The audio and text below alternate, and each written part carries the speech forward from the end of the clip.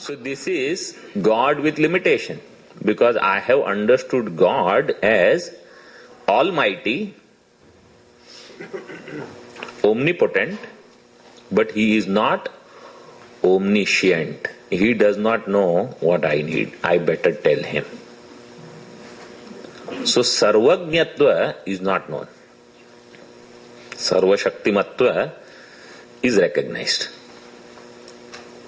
That is why this kind of devotee is lower category devotee. So now imagine where we fall in, which group,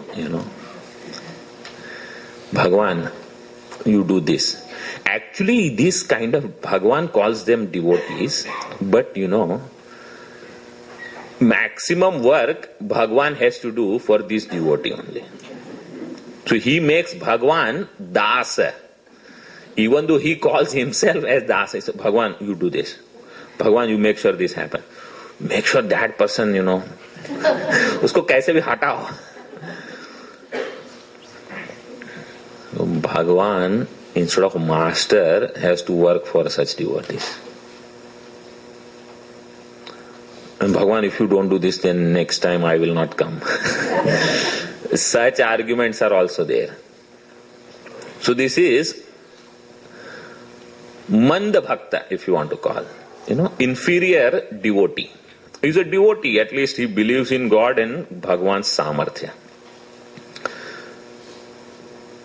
Then eventually the person realizes that I have been asking for all these things, from my childhood, beginning from the examination days. Then I was about to come to this country or wherever, my college admission, and then I was seeking someone as partner in my life. During the entire journey, until recently, the last promotion that I got,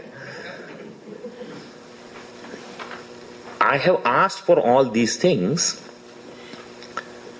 I still don't have sense of fulfillment. Apurnatva has not gone. Sometime this thought dawns in his head. Now to come to this stage, this one statement that apurnatva has not gone, some may take few weeks, some may take few months or few years, few decades or few lives. But ultimately we have to come to this stage for the next transition. From Artha and Artharthi to Jignasu, this conviction has to come that all these finite things, whether I on my own strength I have acquired or with the grace of God I have attained, I am still incomplete. Apurna. What this means is, I as a finite individual seeking a finite pursuit, finite goal, whether it is a person or a position or a title, object, anything. Finite plus finite equals finite only. I will never be complete. So when he recognizes this, then he says, enough of asking all these things from God. Let me understand who is this God. And can he grant me infinitude, where I have to stop seeking, stop asking, stop running around. Somewhere I heard a very beautiful thing. You know, when they make puris, you roll, you know the basic procedure. You roll the puris first, you boil the oil,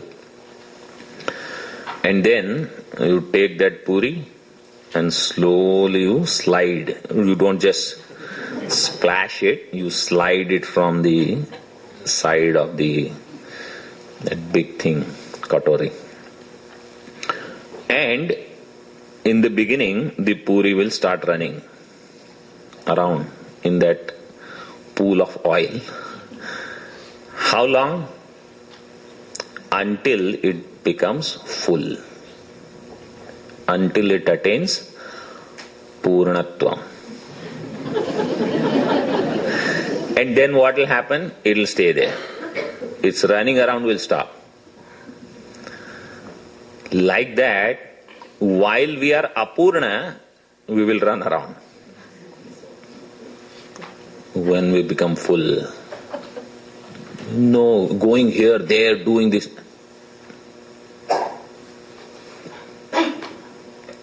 So that Purnatva is what we are seeking.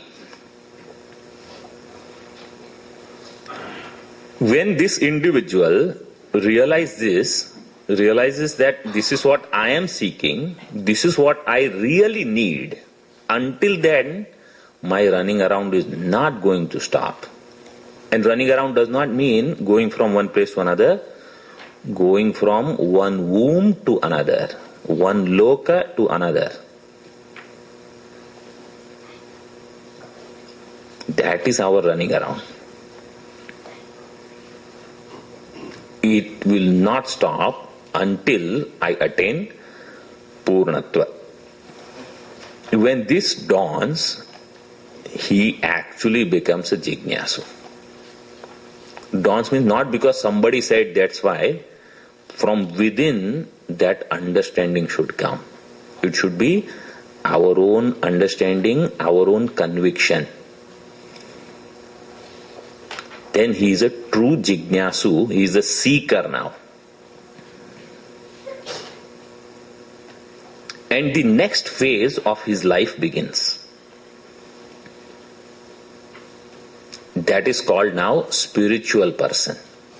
Because now he does not seek God for the sake of something else. Now he seeks God for the sake of God.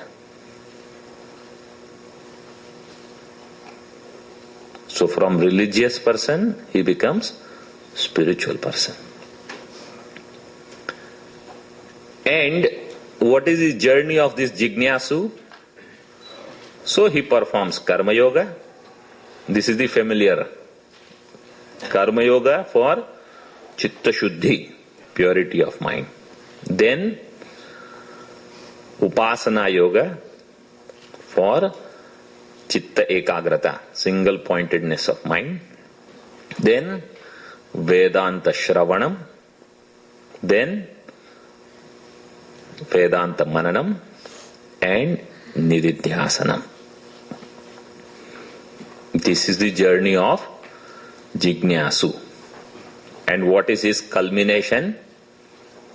Jnani. So the spiritual journey is this: Karma Yoga, Bhakti Yoga, Shravanam, Mananam, Nididhyasanam. And that is the longest part also. First of all, to come to Jignasu level, he has to go through a lot. And then from Jignasu to Jnani is another long journey. There it depends on what is the intensity of an individual to really attain fulfillment and say, I am done with everything.